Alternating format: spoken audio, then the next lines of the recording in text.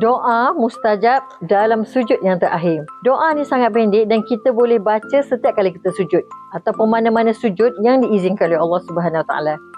Bila Allah ingatkan kita untuk baca, maksudnya Allah rezekikan kita untuk beramal dengan doa ni. Sebelum tu, tekan gambar tudung biru Kak Yung untuk kita bersahabat dan juga repost dan share pada ramai orang untuk berkongsi ilmu ni. Kak Yung doakan semua murah rezeki sebab berkongsi ilmu ni. Apa doanya? Jom kita baca sama-sama. Allahumma rzuqna makhraja. Ya Allah, berikanlah kepada kami jalan keluar. Jadi, kita minta kepada Allah, kurniakan kepada kita, rezekikan kita jalan keluar daripada segala permasalahan kehidupan yang kita hadapi.